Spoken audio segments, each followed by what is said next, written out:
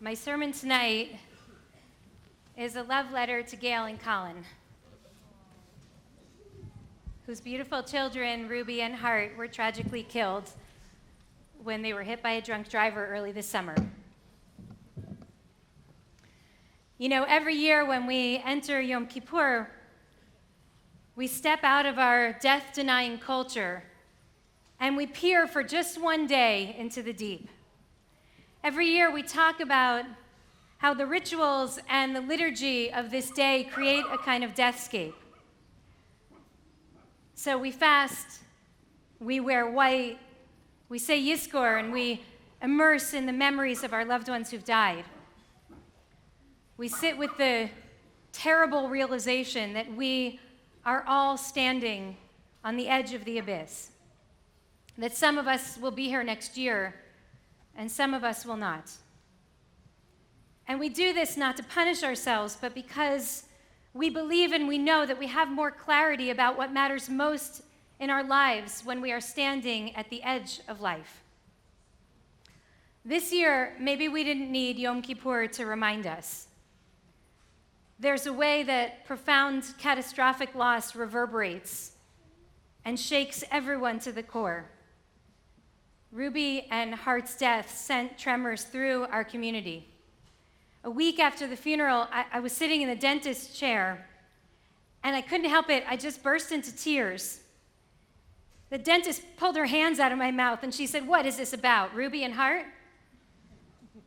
She didn't know that they were Ikar people. She didn't even know that I knew them, but she, it turns out, was their dentist too, and she was completely devastated. The pain waves tore through this city and beyond. So tonight, maybe we don't need a reminder of how very fragile life is. Instead, tonight, maybe we need to figure out how to hold grief and love despite the ever-present reality of loss.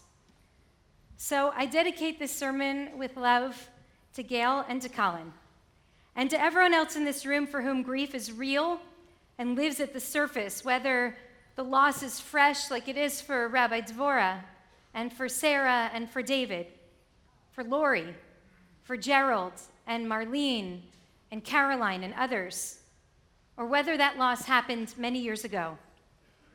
This sermon is dedicated to everyone who has walked through the valley of the shadow of death, who has struggled with waves of grief and wrestled with survivor's guilt, who has wondered if you can go on with your loved one gone.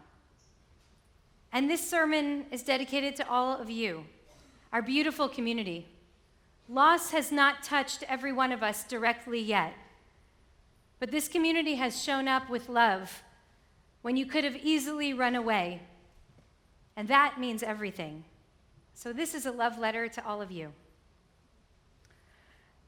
There are a few lessons that you learn in life that live within you forever.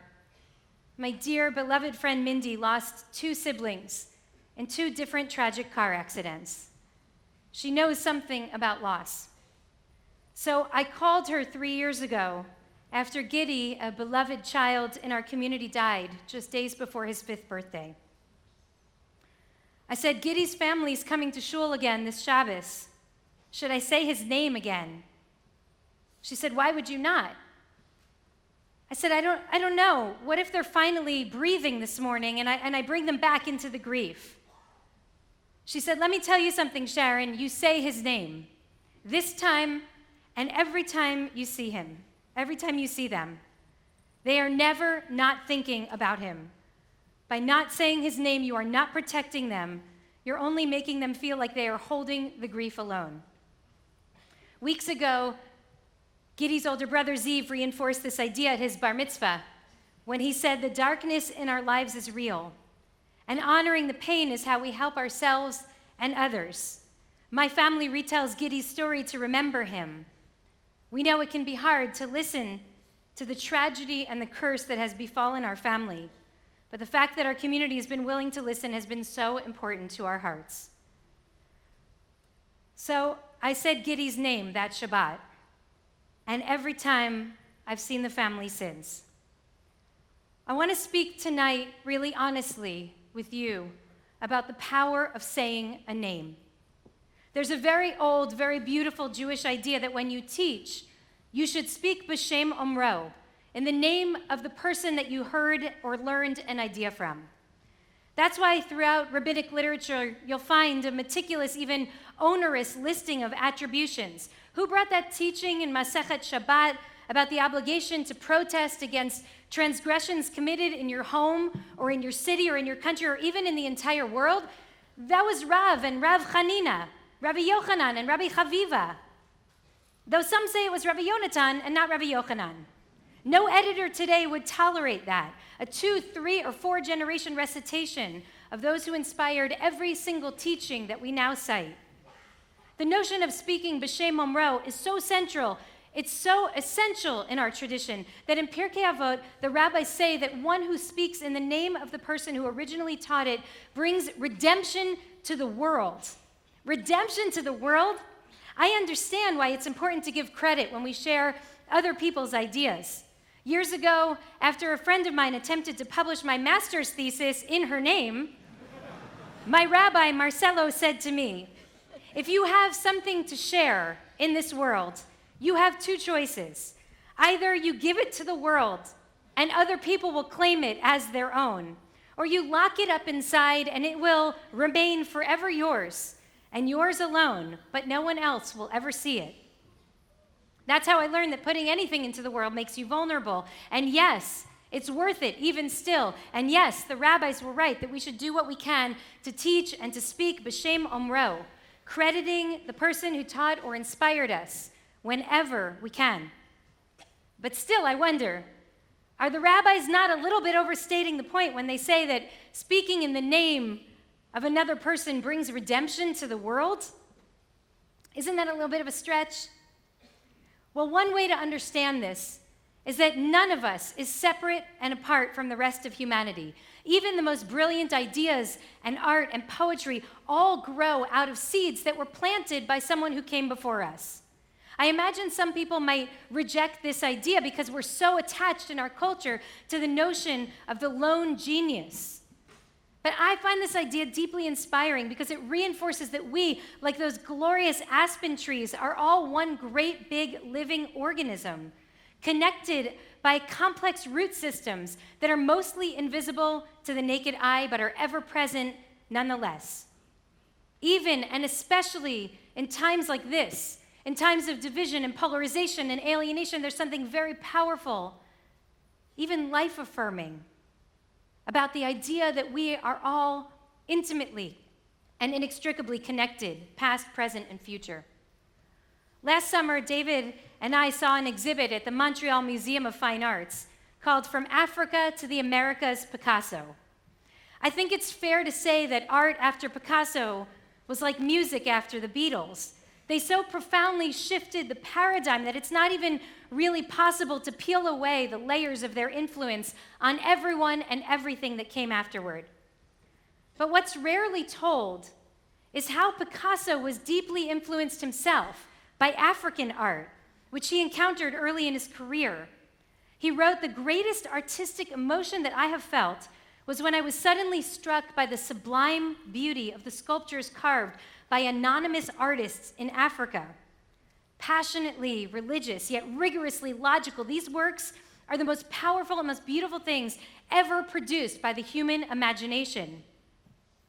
In a bold rereading of art history, this exhibit juxtaposed Picasso's masterpieces to the African sculptures that actually inspired him. It's a stunning act of truth-telling. It's obvious and essential and long overdue, as the African influence on Western culture has so often been ignored and rendered invisible. It forces us to consider that even Picasso, the greatest of the great, did not conceive of his bizarre, extraordinary representation of the human form in isolation from the world. And of course, those anonymous artists who inspired him weren't anonymous at all. They were men and women of exceptional talent whose contributions had simply gone unrecognized and their names not remembered. And those people too were influenced by those who came before them. That is the beautiful and mysterious power of human connectedness. Any one of us could share an idea that might affect another, which might affect another, and then another.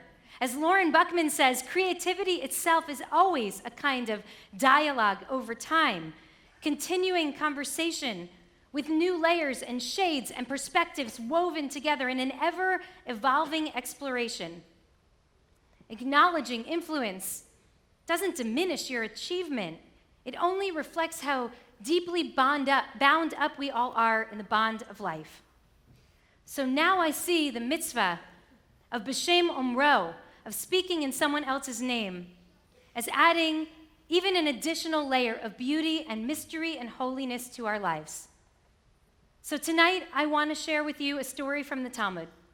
It's a story of a young rabbi who went into the Beit Midrash, the house of study, and he taught a lesson that he had learned from his teacher, Rabbi Yochanan. But whether from absent-mindedness or arrogance, he neglected to teach this lesson in Rabbi Yochanan's name. Rabbi Yochanan heard about it, and he was outraged. He stewed in his anger for a long time, for too long.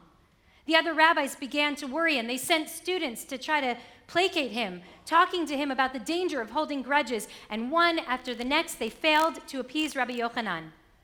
Until finally one of his colleagues came before him and reassured him, even when your student does not teach in your name, everybody knows that every single thing he says is based on what he learned from you. When Rabbi Yochanan heard this, he felt better. And that's the end of the story. But the rabbis are troubled. They go on to ask, why was it that Rabbi Yochanan was really so angry about this slight? And the answer they bring is so important for us tonight. Because Rabbi Yochanan fully believed that when you speak in a person's name, her spirit stays alive even after she has died. It's as if she herself is speaking even from the next world, even from the grave, Rabbi Yochanan said.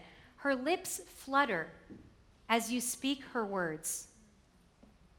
It turns out that Rabbi Yochanan was not motivated by hubris or pettiness. He wasn't interested in royalties or syndication checks. Instead, he fundamentally understood that teaching and speaking and acting in someone's name is the way that we keep them alive in this world even after they die. That this is how a person achieves eternal life. So I think you'll understand the sense of urgency that I have in sharing tonight two lessons that I learned about grief and love from Ruby and Hart themselves, which I want you to hear b'shem omram, in their names and in their memory. Hart won the bar mitzvah lottery when he landed on Tazria Metzora a year and a half ago. It is a lengthy exploration in the book of Leviticus of contagious erupting skin lesions. It's not exactly the easiest stuff for kids or rabbis to make meaning of. Hart was troubled most by the Torah's insistence that the Metzora, afflicted by this mysterious skin disease called tzara'at, must go into the community, walk up and down the street, and declare himself unclean, unclean. Hart thought it was unfair that on top of dealing with his illness, this person now also has to be shamed in front of the whole community. And he struggled with this idea until he read an interpretation that likened the Metzora back then to a person struggling with anxiety and depression today. This idea made a lot more sense. Hart could see how people who are struggling with mental illness might withdraw from community. And he saw, too, how that withdrawal could contribute to the stigma around the illness and further distance the person suffering from the very help that she needs. So he ultimately realized that it's only when a person steps forward and makes herself vulnerable, sharing her struggle with people that she can trust, that she might be embraced by love and by support. Hart spoke so courageously right here in this room about the anxiety epidemic in America today. In this room of 300 people, he said, 1 out of every 4 is struggling with anxiety. Add in this political culture and the fact that most of us are Jewish, and I would say it's more like 1 in 3, he said. A line he delivered perfectly. What Hart learns from the Parsha was that when people are hurting, we're often desperate to keep our pain private, but that's precisely when it's more important than ever that we open up. Everyone struggles with some version of tzara'at, he said, whether it's physical, mental, or a spiritual struggle. So talking about it, he said, helps the whole community, not just the afflicted. After he was done speaking, I told Hart that speaking so openly about the inner struggles, not being afraid to talk about where the pain lives, was an act of pikuach nefesh, that he just might have saved the life of someone in that room that day. And I still believe that to be true. None of us realized at the time that Hart was not only teaching us how to hold loved ones struggling with anxiety and depression, but also how to hold immeasurable grief. It is exactly in the moments of the most profound burning pain that we might want to self-quarantine. In this way, grieving the death of a loved one functions similarly to other forms of grief, like the end of a marriage or a struggle with illness. With each new person we encounter, we have to experience the freshness of the anguish in our hearts again and again and again. Thus, the instinct to stay away. And somehow, Hart, at 13 years old, had the unusual sensitivity to recognize that.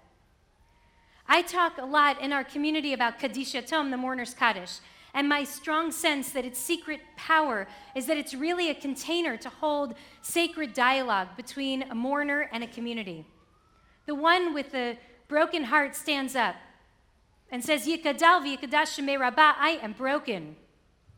And the whole community says, Amen. She doesn't even finish her first sentence. We interrupt her to say, we are right here. We see you, you are not alone. Amen, we're still here. We know that our job is not to make you feel better. It's not to distract you from your pain. We are never going to pretend that things are okay. They are not. Instead, we're just going to sit beside you in the darkness for as long as you need. A few years ago on Kol Nidre, I called this the Amen effect, the power of ritual to help community hold us when all we want to do is disappear. Now I imagine Hart looking at Mourner's Kaddish thinking, how cruel is it to have the very people who are hurting the most stand up in a room full of seated people, say out loud, Yikadal v'yikadash, those terrible words that echo generations of pain. How unfair. Haven't they suffered enough? And yet now I imagine that Hart would also say, don't you see? It's precisely when you're hurting that you need to step forward. As awful as it is, it's only when we proclaim unclean, unclean, broken, shattered, devastated, that we can be held the way we need and deserve to be held. A second lesson. At the funeral, I told a story from the Talmud about Rabbi Akiva, who's traveling on a boat that is shipwrecked. A colleague witnesses the wreckage and is convinced that his friend has died and he's plunged into grief. Some time goes by and that friend goes home, only to find Rabbi Akiva alive and well teaching Torah. I don't understand, says Rabbi Akiva. Who brought you up from the water? Rabbi Akiva says the following. When the ship crashed, everything around me shattered. So I grabbed hold of one plank of wood that floated by and I clung to it. Holding it tight, he tells his friend, I bowed my head with each wave that came toward me, and I let it pass over me knowing that I would be brought back to surface.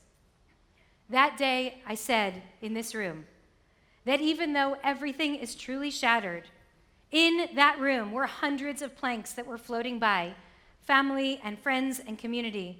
Grab hold of us, and I promise that we will do our very best to help you catch your breath after each wave passes over. We did not know that day how important wave imagery would become over the next few months.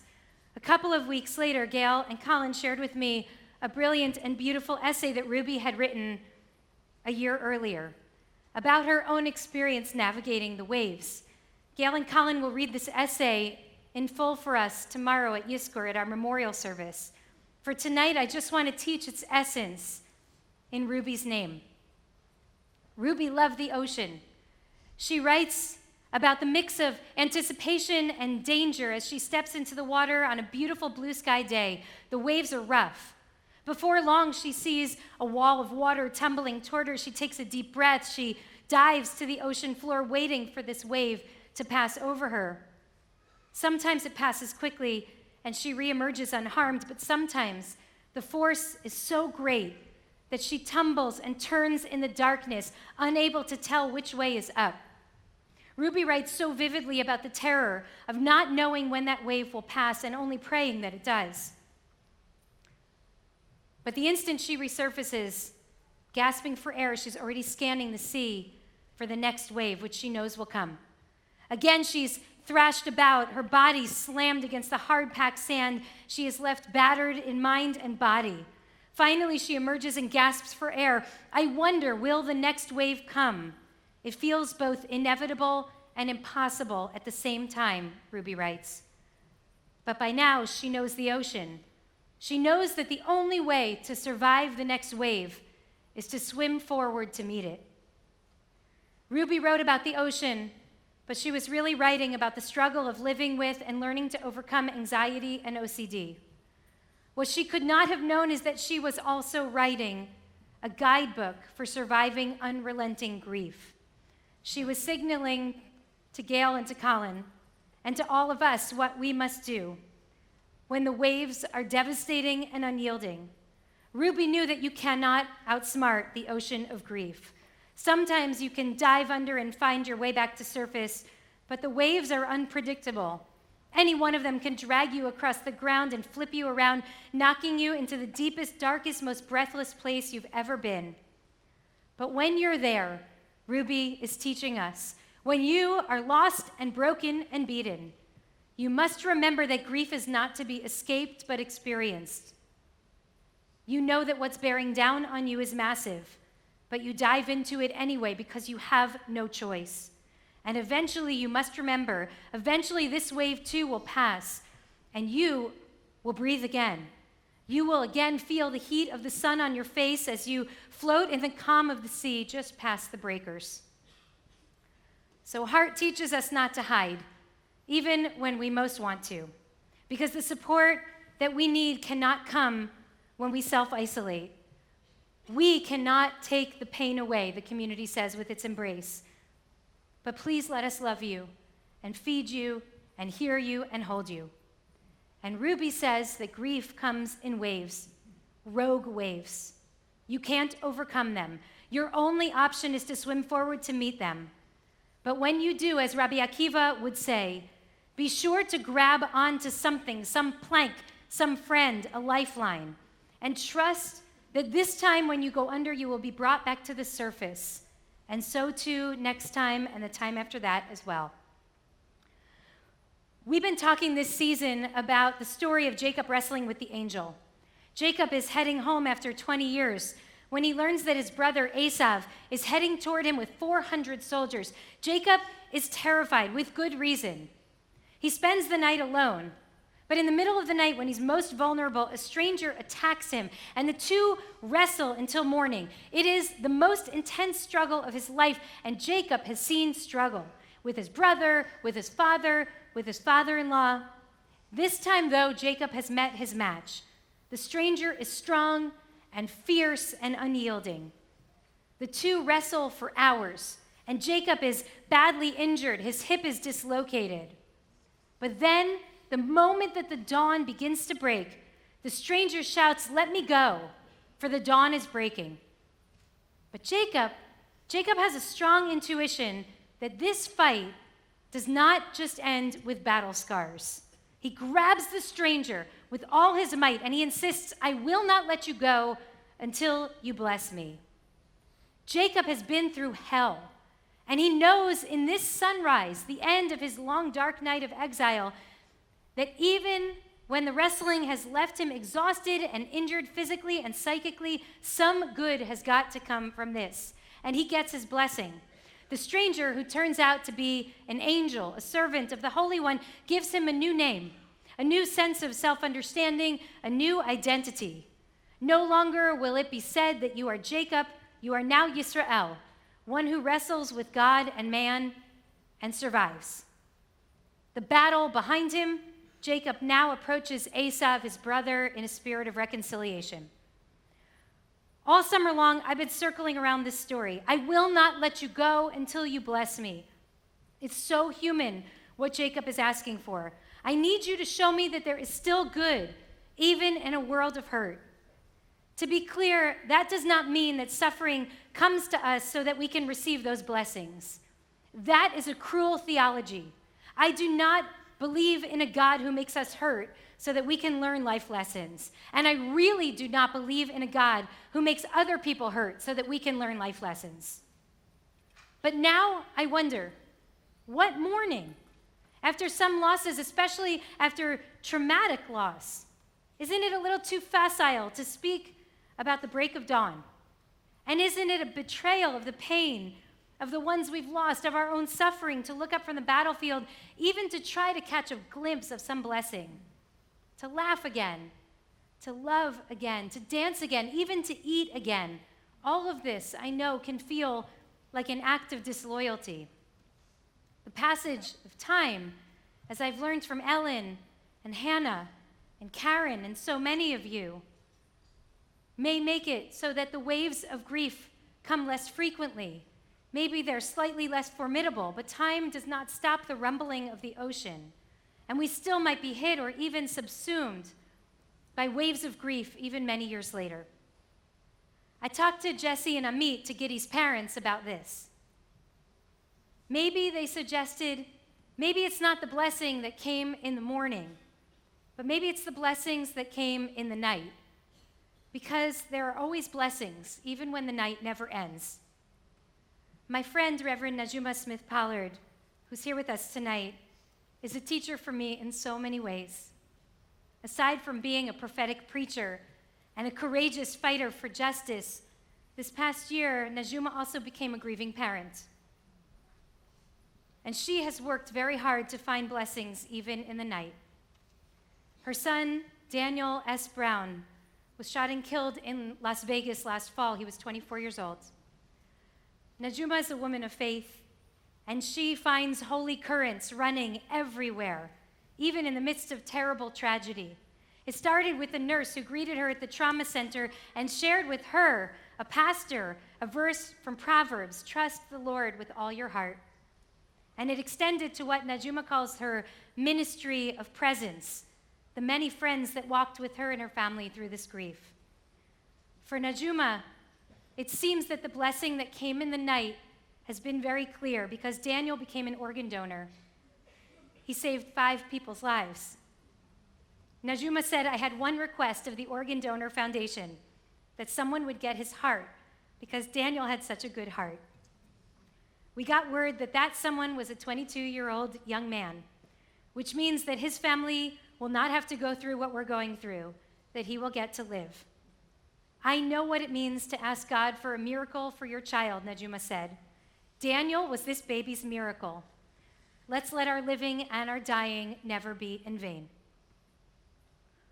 Walter Brueggemann once wrote that after the unthinkable end comes unimaginable beginnings.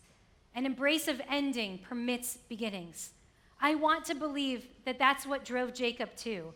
Not the fantasy of a fresh start, but the realization that even in the unthinkable ends, there are also new beginnings. And even still, I can't stop thinking about Rabbi Yochanan and his insistence that we teach and we speak and we live b'shem omro. I wonder how he knew the redemptive power of this practice. What did Rabbi Yochanan see that the other rabbis did not? And then I remember that Rabbi Yochanan was not only a beautiful and brilliant teacher, the renowned founder of a rabbinic academy in Tiberia, the author of thousands of decisions recorded in the Talmud, he was also a bereaved parent. The Talmud tells us that he suffered inconceivable loss, the death of multiple children. And while he continued to teach and to bring healing and to render legal decisions, while he had a long and fruitful life, he carried his children with him everywhere. That's how he knew. That's how he knew that speaking in someone's name is what grants them eternal life. For him, it wasn't a theory. It was a personal obligation. to his own beloved children. Over the past few months, I have learned that when we speak and live and act b'shem omro, in the name of one who is gone, we can create the space for blessings to eventually flow. Something new can be breathed into even the bleakest night when we allow ourselves to tell sacred stories, to live in the light of the goodness that was and still is. So here's the lesson that we may not need to be reminded of this year. We do not know what the year ahead has in store for us. We don't even know what tomorrow will bring. But we do know that it is our life's work to lift up the light of those who dwell in the place where the righteous go, to teach their words and to honor them, to love them, to remember them, and to say their names. And when we do, I fully believe that they feel the echoes of our words and of our actions too. It is what grants them and all of us life eternal. Gamar Chatima Tova. May this holy day bring blessing for all of us.